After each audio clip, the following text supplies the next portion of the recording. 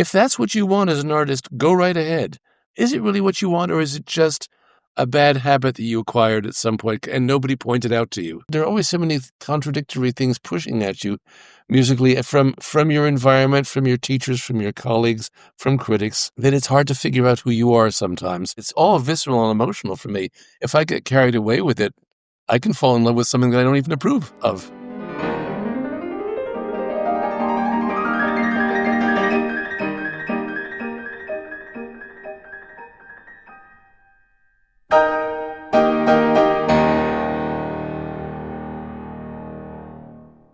If I can generalize about some of the candidates that you were most fond of, I would say they had warm, radiant sounds that were direct expressively.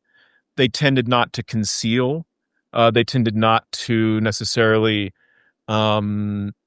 employ what some might call seductive or magical sorts of special effects, for example. And for many people, and I include myself in that, although we overlap on some of the warm, generous sounding ones, I also found myself falling for or being seduced by some of the playing that you gave lower scores to.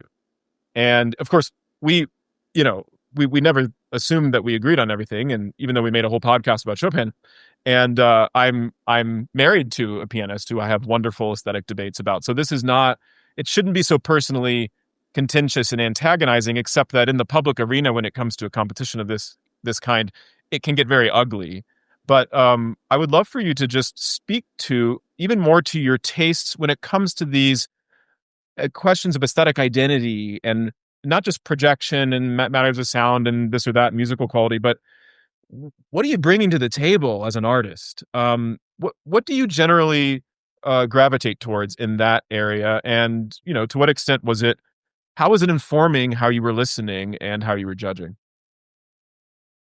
Wow, great bunch of questions. The first answer is I don't know, but I won't stay there. I am still a practicing concert pianist and have been for the last 55 years. I've worked very hard to do what I do. I know people tell me I make it look easy, but believe me, it ain't.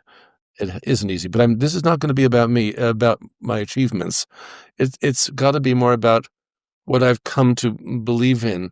And I think more than some of my colleagues, I can admire a wide range of pianists. Some people really have to have it a certain way or not. And yet, of course, I am not the universal solvent for listening to pianists. Far from it, as we've just noticed. If anything, my correlative correlations or whatever they are seem to be very minoritarian. And I guess I'm happy with that. I'm a little bit shocked in my last 10 years at how often my opinion doesn't coincide with what I perceive to be a majority. But that's all right. The world is big enough for all these pianists and opinions. I'll start with a small thing.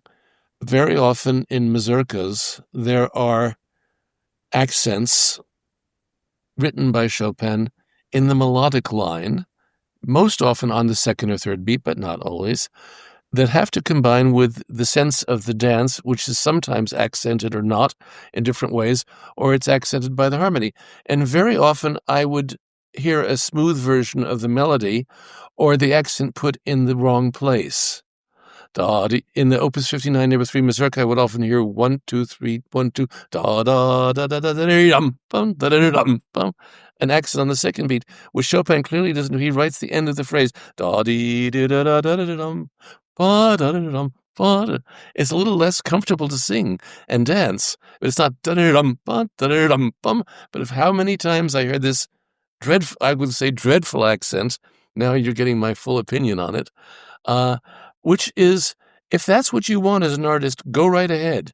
Is it really what you want, or is it just a bad habit that you acquired at some point and nobody pointed out to you? Let's stay right here because I think this is fascinating. One could hear what you're saying as, I was looking for someone to play mazurkas correctly. Oh, no. And of course, being correct is not necessarily moving. And also we know sometimes pianists can do something completely against the rules and, oh my gosh, I just love it. So Me too. speak to that? Because it does kind of sound like, hey, your accent was in the wrong place. Marking you down now. No, no, no. I never do that.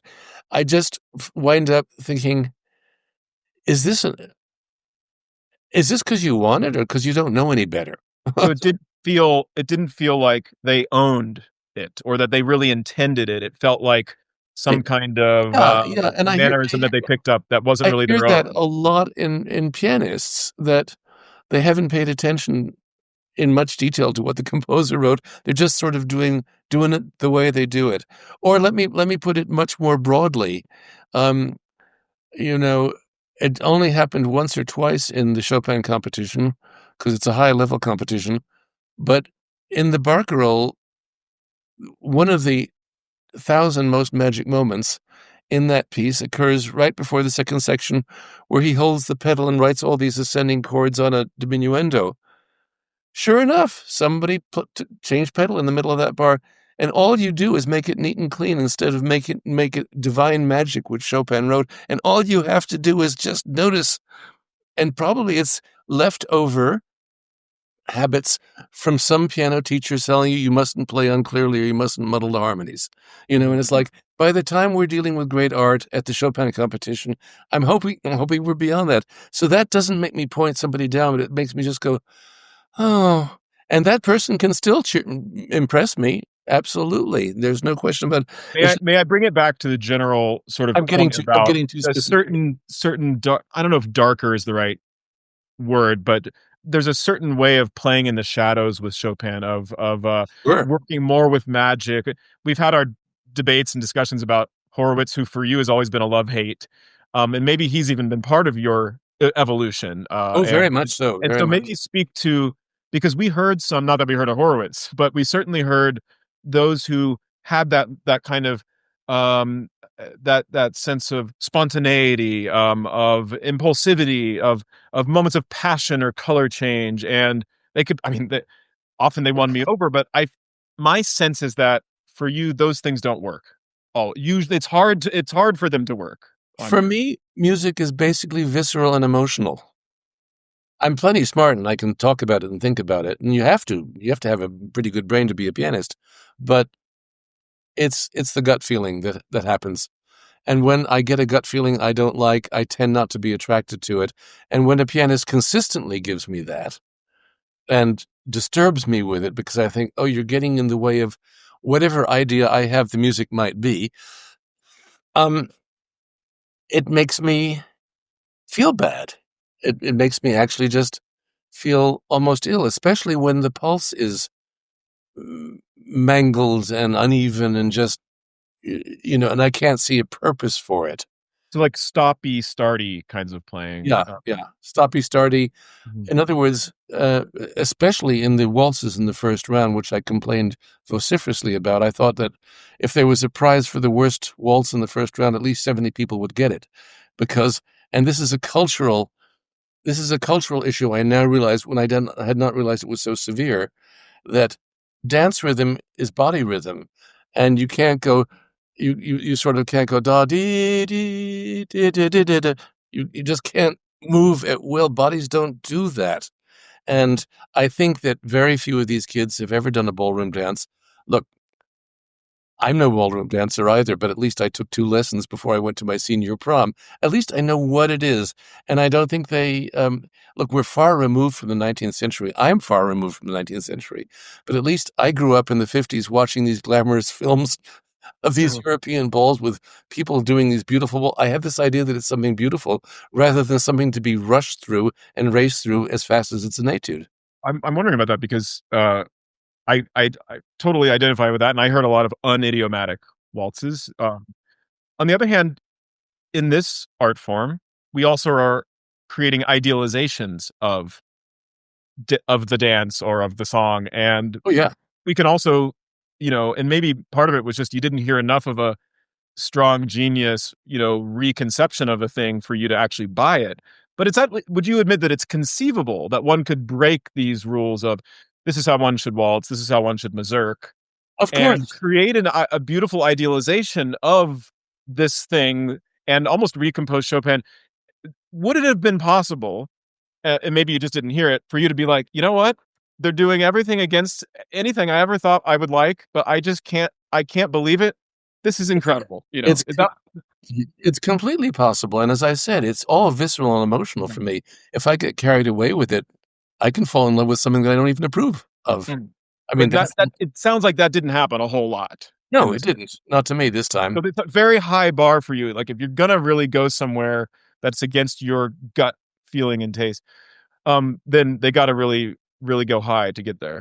To use historical antecedents, and you mentioned my love-hate with Horowitz, because, yes, he was immensely exciting, immensely sensuous, erotic even, and yet there was something about it which felt unhealthy to me. Whereas when I heard Rubinstein, who was immensely sensuous in a different way, and as you said, radiant and open and not concealing, after a Horowitz recital, I'd often feel like I'd eaten far too many sweets. It's like, it's like, oh, I'm going to be sick. After a Rubinstein recital, I never felt Mm. physically ill. I mean, the Horowitz recital was often even more exciting and more enticing, but the taste it left with me was like, ooh. Okay, So but do you? anyway, so that is sort of established, and yet they were my two sort of lodestone stars, along with a couple of other good pianists. When I was, how could you hear Rubinstein play the Polonaise in F sharp, or first hear Horowitz play it and be overwhelmed by it, and then you think, well, Rubinstein is not going to sound like so much. Then you hear him play it, and it's like, oh, it's just as powerful, only it's different. How can that be? Like the example I always like to give is, I grew up with Rubinstein's recording of the Brahms First Concerto, but then when I was about 20, I got to know Leon Fleischer with Zell and Arau with Giulini, both of which are really great, but they're so different. How can this be the same piece and still feel good? These are taste questions. So I think everybody goes through them. Okay, so because you were talking about, look, you respond viscerally to things. Other people and clearly other jury members responded viscerally. Their gut Mhm. said, "This pianist who's playing in a way that's making you sick is, filling me with wonder and all kinds of feelings and passions." So of course, what do we do with that? I mean, there's no answer. And but I would ask, when you're deciding to give a score, you obviously you're responding first and foremost to, how is this making me feel? Am I feeling good with this, or even great, or even in love? But to the extent that you also then have to ask, you know, a secondary question, which is, okay, maybe I'm not in love with this. Are there other merits to Oh, this yes, play? Could you talk absolutely. about that secondary moment? Because it sounds like subjectively, first you're just listening, waiting to see how you feel. And then I imagine there's a little bit of thought, or maybe even a lot of thought, that might go into certain pianists who make you think, make you have to be like, without, I don't know, without naming names per se. No, I don't wish to name any names, but for example, yes, certainly, obviously, if anybody who looks at my scores and sees a really low score for somebody, that's somebody that I really didn't like. Not personally. I just didn't like the way their music made me By the feel. way, there's one that's very low that had so much fun with. I was enjoying it so much. So this just shows. And by the way, one of your colleagues also must have felt that way, because Yeah. the range, the polarity there was striking. We'll put that aside. That just shows that what can tickle me might just completely, one man's trash is another man's treasure. But Well, yes, I mean, there's that Latin expression about, there's no discussing taste, de gustibus. Mhm. Actually, it's what we're discussing.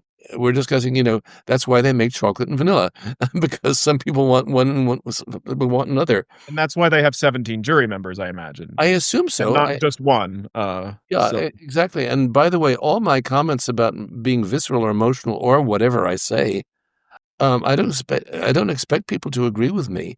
In matter of fact, I've often had very negative or positive reactions at concerts, which were clearly the opposite from maybe most of the audience, Mm. you know, and it's okay. I got used to it. I don't have to be right at all, and maybe I'm not such a good juror that way.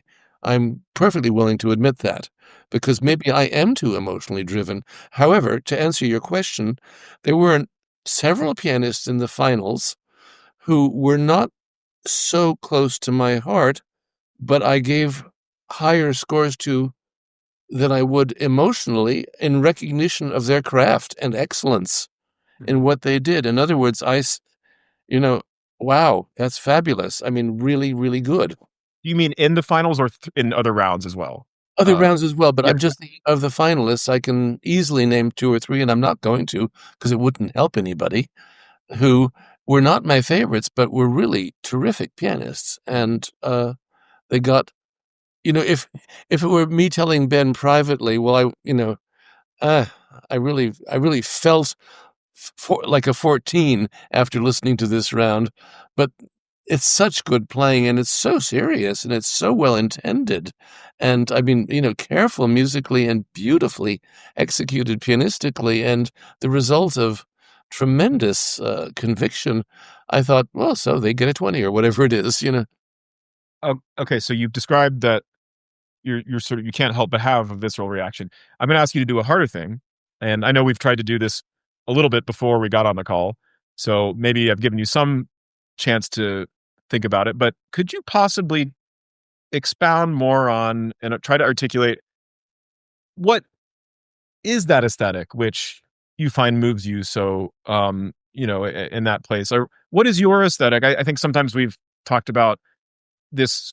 You've mentioned the word healthy uh before the call. We've talked about a sort of sunnier orientation towards interpreting Chopin, um Maybe, generous, these kinds of. Now these are all generalizations, but could you, to the extent that this is in part your aesthetic when you approach Chopin and how you interpret it, and also therefore what is going to move you when you hear it, is there any possible way you could step outside of yourself and, as best you can, just kind of characterize that particular aesthetic? wow, self-characterization is dangerous I always. know.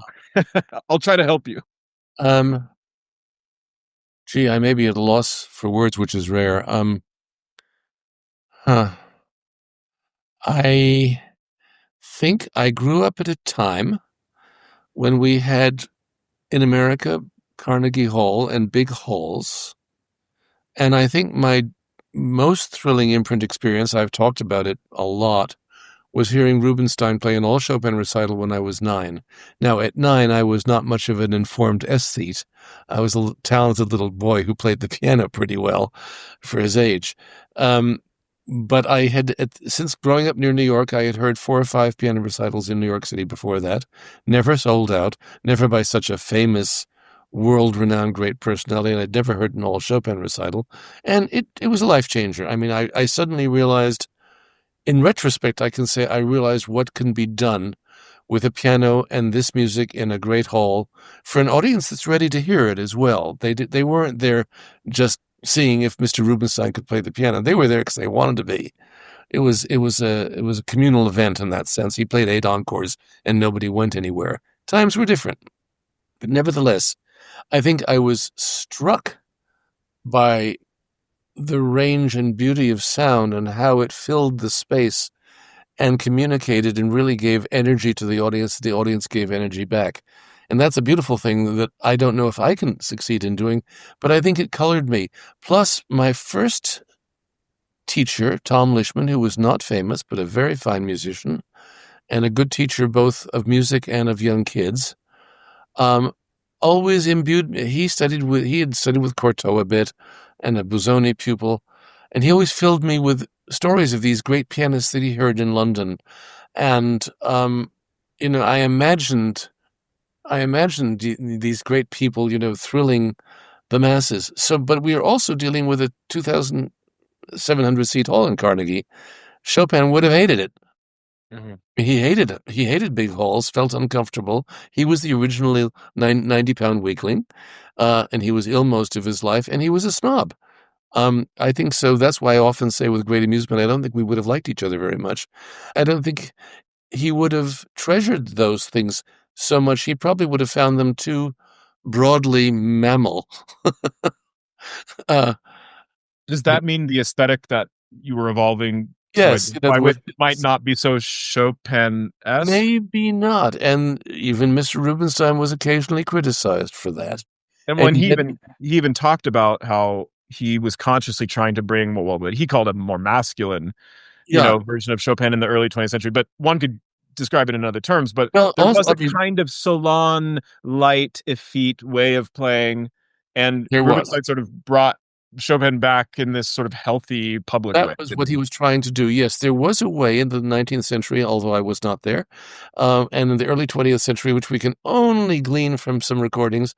There was that thing called the Chopin Z, who was a Chopin specialist who, when he or she played music by other composers, always made it sound like Chopin. In other words, saloni, somewhat, we have trouble with the word effeminate anymore or masculine, but nevertheless, we know what we mean Mhm. by Mhm. it, whether you choose to use that word or not.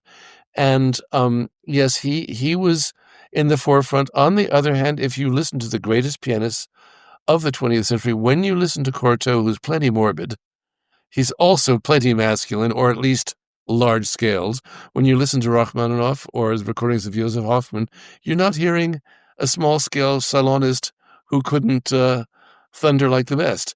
And even Mr. Horowitz did not play small. He did not play miniature. He was seductive and concealed a lot, and he was tricky. But But I'm going to pause you right there. He concealed a lot, and I think maybe or this he is tried, where. but he concealed it in such a way that he let everybody know what he was concealing. Yes, but You I, could I think feel on it. some level it sounds like you prefer emotional directness to emotional concealment. Oh, I certainly do. And well, I think that for me that is so insightful, and also like it helps me understand you better. And I love that you're so open and vulnerable about all this. I should just pause and say thank you for doing this. I don't know if there's ever been a chair of a jury of any competition who's spoken so openly about their experience and trying to understand their own subjectivity and judging Well, as you are doing right now. So thank you. thanks for that. But Sure. yeah, I mean, it's like, did Horowitz is a bit of a threat to your pianistic development as much as he was an inspiration. Oh, I would say so. But with leaving him aside for a Yeah. moment, also there was when I was growing up at Juilliard, the question of big sound and projection was predominant. In other words, such and such a pianist doesn't have a big enough sound to fill Carnegie Hall. Mhm. Can't hear him with an orchestra. He's really a marvelous pianist, but it'll never make it.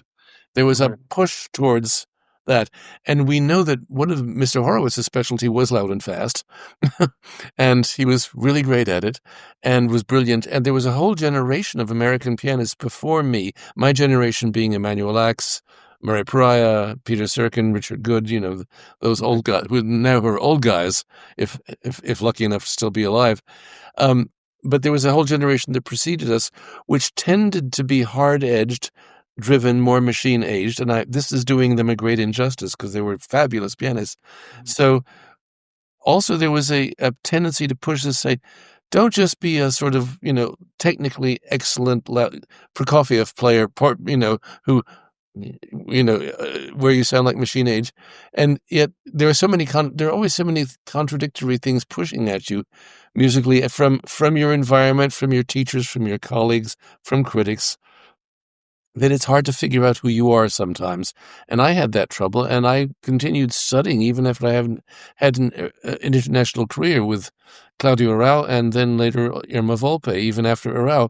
Not because Irma Volpe played, Claudio Arrau maybe played better than me, but Irma Volpe didn't. But she was giving me musical insight that she strengthened the foundations of what I was doing and the insights I believe I have. So that was me, but many people don't do that, and that's fine. So I was trying to figure out where is my own little voice, and in fact, I'm. This is not to be vulnerable, but I've told my best friends this that there were two opportunities. Once I played for Horowitz once in 1976. And it was a terrific experience, and we can make a podcast about that if you want.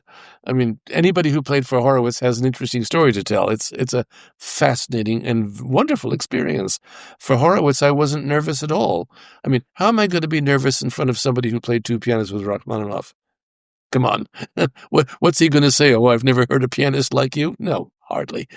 And and I knew that his door was open to hear me again. And I did not walk through it again. And also at the time when I studied with Arau, his door was open for further studies. But by that point, I'd been studying a lot. And the presence, both of these gentlemen, both of whom had really strong, heavy personalities. And as good a teacher, Arau was a great teacher. Very different from my one experience with Horowitz, was more or less him giving me some advice. With Arau, you went right into the, right down to the foundation, right down to the center of the earth, basically. Nevertheless, his own nature was so strong, and his belief systems and what he did were so strong. I, at that point, felt I don't want any older artist with such an artistic fingerprint. It was too much for me. It was like I can't find out whoever myself. And I remember a friend of mine, one of my best friends, quoted Shakespeare to me, saying, "'Tis a poor thing, but 'tis mine own." And I wanted to find out what mine own was, however poor it might be. And when I worked with Irma Volpe, it was not a question of, a phenomenal pianist telling me what to do. It was a musical exploration, and somebody who could understand my weaknesses and strengths and help me with them. Mm-hmm. So to find out who I was, I didn't know who I was, and I still don't know in a certain way. I remember listening to your podcast recently. You sampled a bunch of great performances from pianists of the past, including but with Mark Ainley about the Golden Age. And I remember writing to you and saying, "That was a fabulous podcast. How come everybody sounds so much better and so much more interesting than I do?" And to me, that's the way it strikes me. It's like they all have such a voice, such individuality, and such excellence. I just feel like a poor little squirt, by comparison. Nevertheless, on your podcast with me, when I listen to them, and, there I am in my living room going tinkle, tinkle on the piano, but then you actually play one of my recurrents, I think, oh, that's not so bad. It sounds like I know what I'm doing. I think it's the fraud complex, which many artists and writers suffer from. It's like they haven't discovered that I really don't know what I'm doing. And I'm not trying to be funny about this. There's a definite sense that, if I'm up playing as I did last night with the Cleveland Orchestra, is that, do I really belong here? I mean, I kind of know objectively I do, and they've invited me enough times, but there's always the thing, like, holy moly, this is me sitting here, and you're still a kid inside. So that's part of who I am. Well, I think that's very rare that you still feel that way. I don't know if let's just say there's certain kind of musicians who would deny that part of them, which is always still learning. They want to at least project an air of having mastered it all. And other great colleagues I have project a lot of insecurity. Yeah, not too much. Like, I don't know. I'm not good enough. I'm not to the public, but when speaking about it, or when you meet them.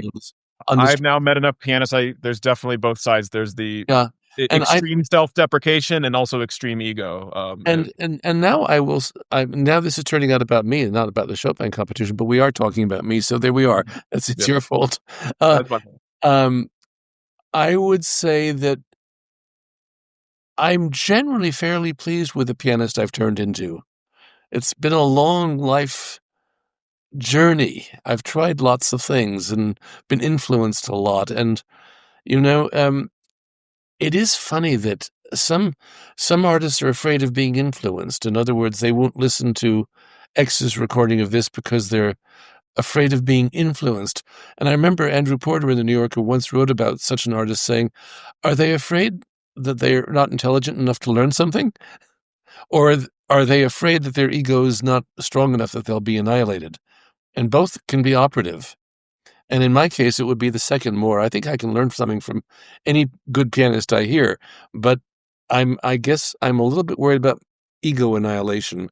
And maybe that's what, when I hear a pianist at the Chopin competition who's obviously very good, or else they wouldn't be there, but if I don't really like it, if I like it very much, there's a danger of ego annihilation. And if I don't like it very much, there's this feeling of aversion. And I just don't. It's like, no, you can't put that drop of poison in my glass of water. No, don't you, stop it. And I'm being really far too candid now in that sense. One shouldn't, as an adult, say those things, but I feel it. Well, like you say, we never really get rid of this child in us, as you know, as especially as musicians, with something so visceral and irrational as music. So just to wrap up, maybe reflecting now on the 84 pianists you heard, some of them more than others in the past month, and also thinking back into 2015 and just what you observed generally, do you think that this generation of young pianists, do you think we're in a good place? The future is bright. Can you have you heard enough to judge, or is it too complicated to tell, or is every generation going to have its is its sort of mixed bag of pianists? Because some are saying, "Oh, this year is proving the decline of piano playing," or this or that. There's these kinds of claims. So what is your just general impression on the state of the art? Um, Once again, I'm a bad person to ask because, as you know from talking to me, I don't listen to pianists almost at all. When I listen to music, I don't listen to music casually, which is a sadness, because I used to. I I feel that I haven't listened for pleasure rather than work or Yeah. projects So in many years. So when I do listen to music for pleasure and I want to give it some real attention, and I don't listen in the background, I listen fully. Mhm. It's usually not a pianist. It's usually a string quartet, a symphony orchestra, an opera, something like that. Mhm. In other words, something that's a little bit out of my range. Like if you go to a concert, basically is what you're saying. Yeah, Yeah. if I go to a concert or if I really put Put a on a recording thing, on. yeah. Um, so yes, and very often if it's a recording, it's a favorite recording of, Furtwängler conducting something that I know I love because I just want that. I want to know I'm going to have a great time Yeah. listening to Brahms or whatever. Um, so that is, in a way, I don't follow young pianists. For example, when the Clyburn happened this time and last time, everybody wanted to know what I thought of Lim, and I said, I don't know. I never heard him play a note, and it's nothing against him. It's just that I don't go there to follow a competition at all. In other words, most of the time, it has to do with that ego thing to an extent. When I have such an intense relationship with the music I play, it reminds me of what Horowitz said, only he said it much more broadly than me. When he said to David Duvall, he said, I don't like it when other people play my pieces. Mhm. Now, I don't feel nearly as possessive as he did. And later in his life, he was such a character in an interview, and he didn't mind being a character. Uh, so, but Well, that must make it hard to be a judge, and I think you use these terms to be inside of other pianists' emotive worlds for uh, so long, so many hours every day. yes, I found that very challenging. And also another thing I found challenging, it doesn't matter about their emotive worlds, is that even Chopin, which is some of the most beautiful music ever written for all time, after you've heard 120 hours of it in 3 weeks, it loses some of its enchantment. It's not Chopin's fault. Any composer would. I mean, it's sort of like how many poetic thrills can you tolerate per hour? Or how many times can you be seduced per hour or repulsed per hour or any of the things that happen when you listen to music. The So body needs to reset, and absence can make the heart grow fonder. So maybe you'll have exactly. some absence from Chopin now, a Yes, I little mean, bit. I wrote to my friends as sort of a brief comment about the Chopin competition. Say, I'm afraid I have Chopin toxicity right now. I've I've consumed far too much, and I've deliberately not programmed any Chopin for several months because I Mm. knew this would happen. It happened to me in 2015, and I wasn't quite ready for it. I was just so pleased not to be sitting there yet another day listening. So But in the best moments, you heard performances that moved you in a way that you're yes, certainly not concerned for the at least who you believe to be some of the best of the younger no, generation. what They moved you as much as any performance from history perhaps could have. yes. Yeah. They're not competing with that, but I heard beautiful performances, many, and if you want to know who I thought gave them, just look at my scores. Mhm. It'll be pretty clear. And And in as the I said, comments, guys, we can talk in the comments if you want more specifics, but I'm gonna leave Garrick alone a little bit about naming names here. yeah, So no, but I'm also gonna say that please remember that what the Germans call Tonbild, the sound picture that you hear on the streaming, while fabulous, is not exactly what we were listening to in the hall. Because we got this comment in 2015 when there were many people watching the streaming, but not like now. And I remember Eva Poblowska, one of our jurors then and now, came in one morning and said, "Ladies and gentlemen, I just want you to know that we've been getting all these messages on the YouTube channel about how can this idiotic jury not have moved this one forward." Mhm. And she said, "I listened to some of it, and it's quite a different experience." So Mhm. there, everybody out there in streaming land is not having the experience we are with it, whether you would agree with it or disagree with it. It's like any trial by jury. If you were sitting where we were and listened to all of it, you might not be quite so sure that this pianist should have won. As a matter of fact, just as I was, I mean, much has been made of a couple of the fabulous candidates who maybe didn't place higher. They were passed over or they were snubbed. Mhm. And I'm quoting you on me. I felt a little snubbed several times. Like, look, 8 pianists in the first round. And by the way, we're not even going to talk about how many I scored pretty low that did pass through. Yeah. And I know that all the jury felt that way. And one of our common agreed upon little nice things to say is that, "How are you today?" "Oh, I'm feeling very tired." But when a candidate plays really well, I suddenly am not tired anymore. Mhm. It's just that we don't seem to agree as to what playing really well means.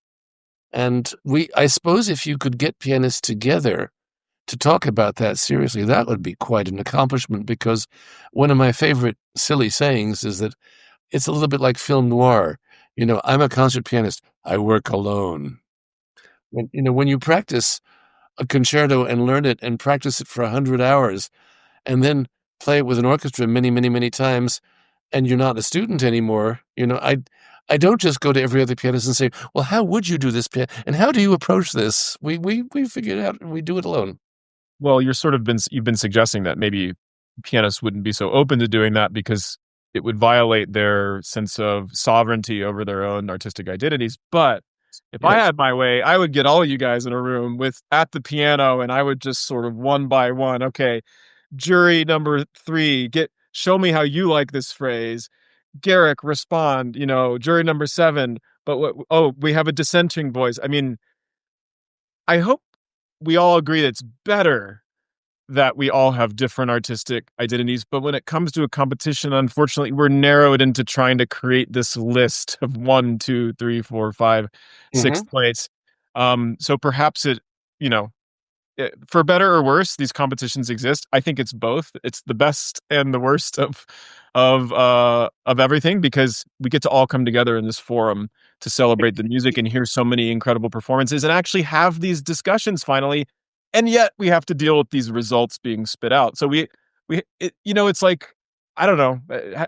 We need them, but they're kind of necessary evils in a certain way. I couldn't agree more. The discussion of, are competitions evil or good has been going on since before we were born. There weren't so many before Mhm. I was born, but there still were a few. And as the distinguished writer on music, Michael Steinberg, who was a personal friend, once told me, he said, "I'm really amazed that people don't get much hotter under the collar and disagree much more at concerts." He said, "I sometimes have some quite violent feelings about what I'm having, and I do too." So, in other words, I think it's very healthy. It's just that our egos do get in the way. I mean, for example, string players are different. I've had the privilege of being backstage once or twice at an orchestra when a distinguished violin soloist, maybe world famous, is standing backstage with their violin colleagues, and they all gather around the famous person, and they all start talking about bowings and fingerings, and they all share. And it's not like, "I'm not going to tell you my fingering." It's, "Oh yeah, I do this way. Well, what works for you?" And the thing is that it's a more communitarian thing to be a violinist. You're used to working with other people, and I mean, how many pianists would feel comfortable if I said, "In the barcarolle, you shouldn't change the pedal in the middle of the bar"? The first reaction would be, "How dare you?" Except unless it's your teacher, of course. So, um, yeah, we benefit and we suffer from not being more communitarian about our art form. I think this is a really good point, though. It feels like we concentrate too much of our judgmental energies in around competitions. It would be nice to spread them out and actually have a culture where we were engaging more like this around concerts, where it's less about who wins and loses anyway. spirited debates should follow every major concert at the New York Phil or at Carnegie Hall, or Yeah.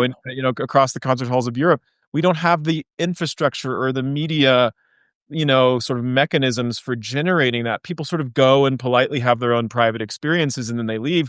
And then it's once every 4 or 5 years, or, in this case, this year we had several big competitions. But, it's occasionally there's these summits where suddenly everyone lets out their opinions all together and it's mayhem. And And it would be and this nice year to spread was it out a bit. yeah, exactly. I mean, many people have mentioned that wouldn't it be better for the Chopin competition or any competition if you could make it a piano festival Mhm. instead? But on the other hand, there is that human thing we do like to pick a winner, don't we? And Well, we do like, this is my favorite and it's my taste. there's some. I've been thinking, yeah. I mean, first of all, the Chopin Institute and organizations in Poland do put on wonderful festivals. Chopin in his Europe being one, and so we have that, and it's celebrated and it's also broadcast, and people follow it.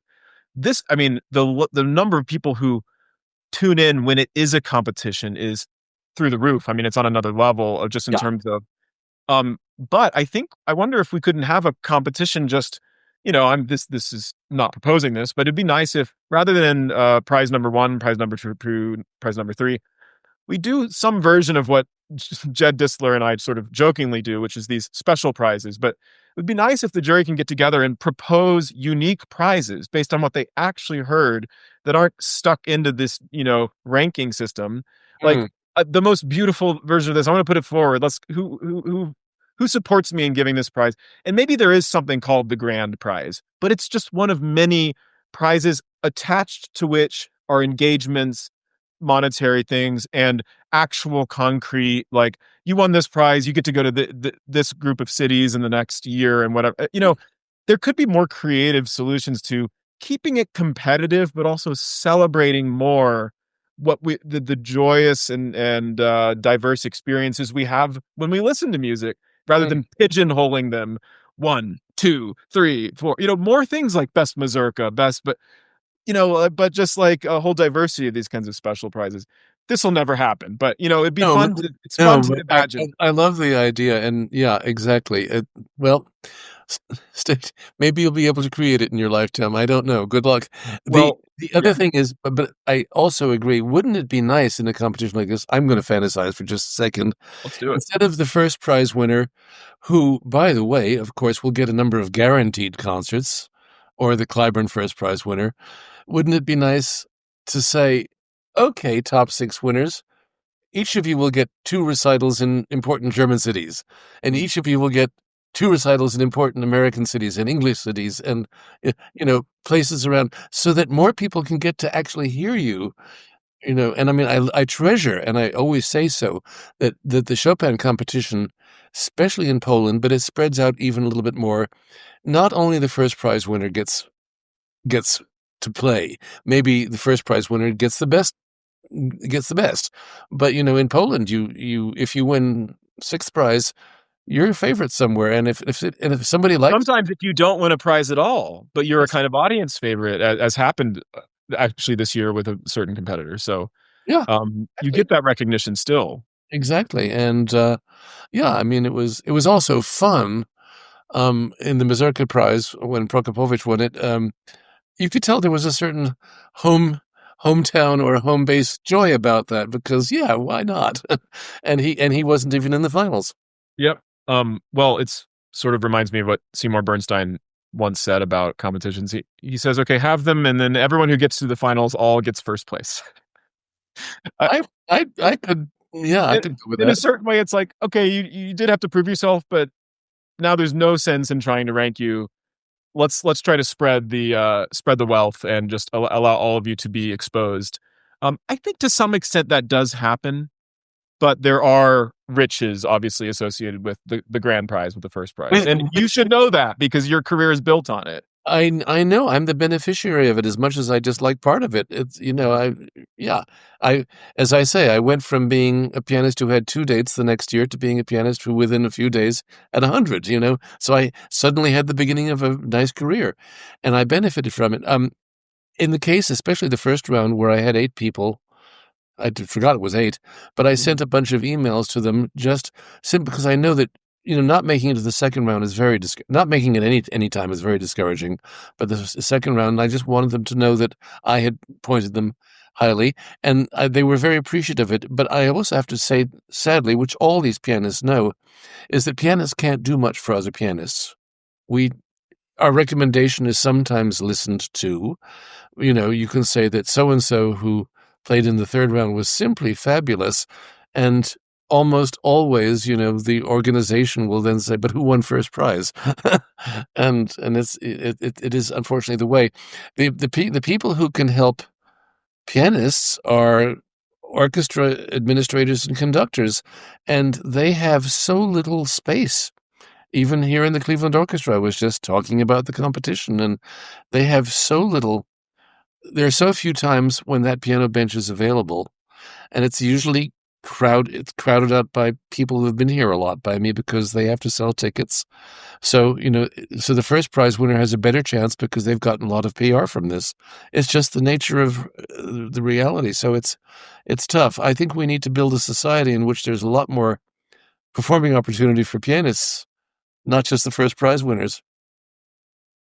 Yeah, I mean, maybe we could reallocate some of the funds that we dedicate to destructive things in this world. Ah, Okay, well, that's yes. opening it. That'll be a whole separate podcast about maybe how prioritizing music and art could help make the world a better place. But Well, okay, my last commercial, and I've probably made it in your podcast. I mean, why is it that the ancient Greeks and the ancient Chinese considered music and the arts a foundational part of education? We have to constantly forget it and relearn it. It's not been unknown throughout history.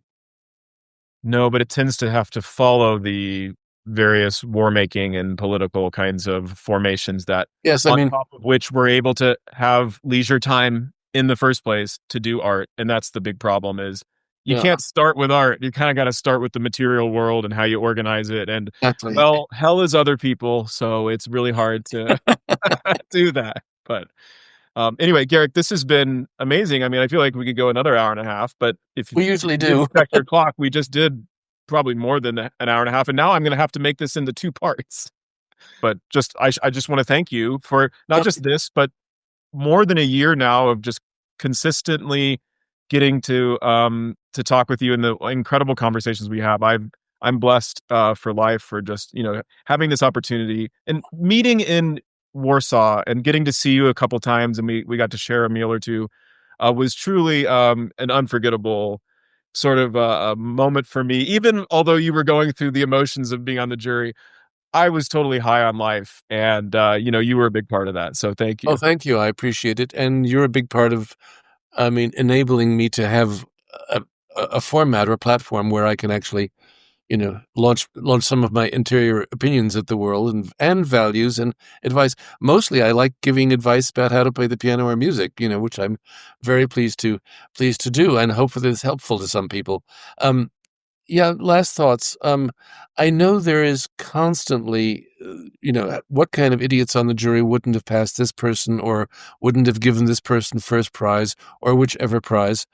And it's inevitable. I know that from the first international competition I went to in the Busoni, this was before we had social media, there were reviews in the local newspapers and people would come up to you and say, but oh, how could they have done this or how couldn't they have done this? I think also the audience that comes to a competition is a bit like me in the sense that they fall in love or not in love with the individual pianists. And um, it's not personal. It's just the way the pianist playing makes them feel. And I suppose that's a kind of wonderful thing, even though sometimes you will be disappointed that so-called educated professionals might not see it the way you do, but take some comfort in the fact that deeply educated professionals who are on the jury don't see it the same way as each other. And I mean, I've had a lot of fun looking at those jury scores and saying to some of my colleagues, "You really like that?" Or "You really didn't think that was good?" I thought it was great, and so it's I think we need the Ben Laude podcast where you get us all together to actually challenge each other as to what we like and why we like it. It needs to be a reality series. I'll try to pitch it Absolutely. to Netflix or Amazon or something. But anyway, Well, thanks for the wise words and yeah. just the encouragement you give young pianists, even if you happen to not score them as highly as others. I think, and even if some people are disappointed in how you scored their favorites, I hope that this interview and just in general your openness has been on the whole very encouraging. One And last thought yeah, we have it a lot. We all have a lot of lots that. of last thoughts. Is that sometimes there's a fabulous pianist who may not be such a Chopinist, whatever that is. We can't even agree on that, but we kind of know what we mean. And there are certain, not every great artist is great in every composer, Mhm. and not every pianist is necessarily a Chopin player, although there will be disagreement about that. But nevertheless, we kind of know, and you know, but this is the competition where they can get ahead. I mean, to be a great Beethoven player, you have to be a great pianist in many of the same ways as Chopin. Only it's also quite different. It's like acting different kinds of acting. So anyway, good luck. Anybody who didn't get very good scores from me, it's not that I don't like you or don't believe in you. I mean, I believed in everybody, and I mean, I know this sounds like a platitude, but just to be one of the 84 who started, that's already pretty formidable accomplishment.